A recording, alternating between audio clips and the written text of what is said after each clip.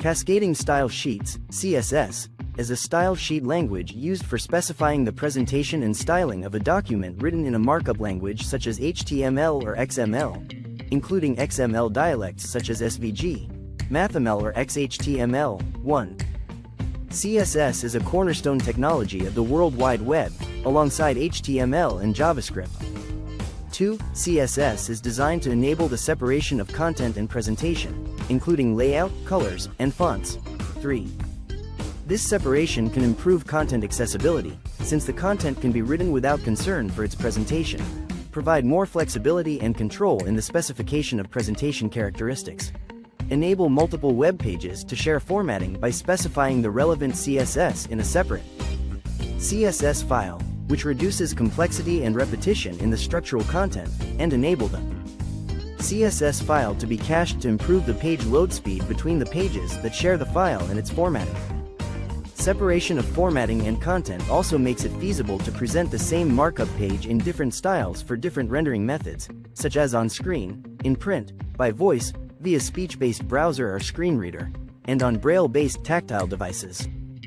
CSS also has rules for alternate formatting if the content is accessed on a mobile device. 4. The name cascading comes from the specified priority scheme to determine which declaration applies if more than one declaration of a property match a particular element. This cascading priority scheme is predictable. The CSS specifications are maintained by the World Wide Web Consortium, W3C. Internet Media Type, MIME Type, Text, CSS is registered for use with CSS by RFC 2318, March 1998. The W3C operates a free CSS validation service for CSS documents. 5. In addition to HTML, other markup languages support the use of CSS including XHTML, plain XML, SVG, and XUL. CSS is also used in the GTK widget toolkit. Syntax CSS has a simple syntax and uses a number of English keywords to specify the names of various style properties. Style Sheet Main Article.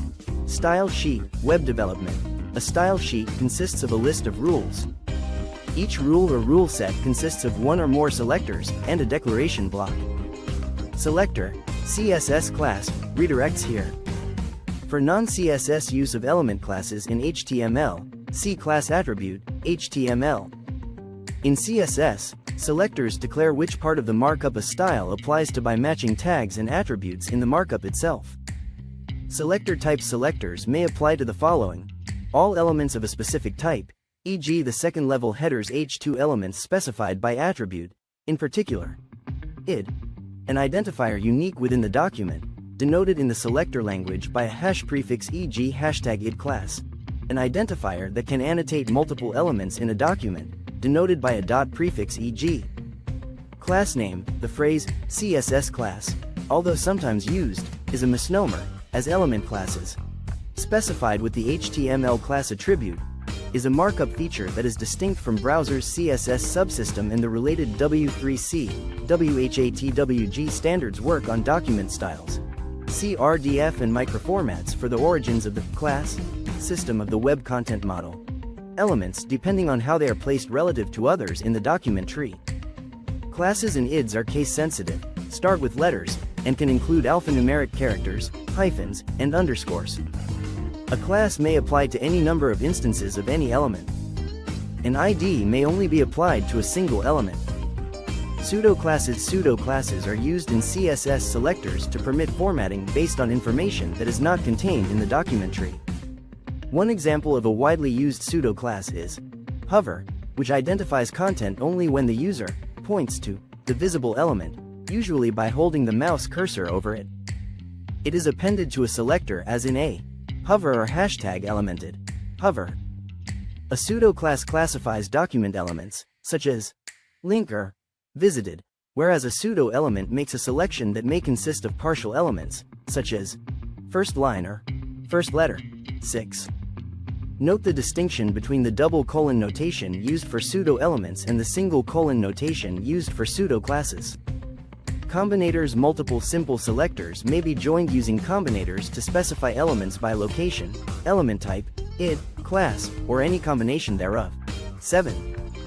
The order of the selectors is important.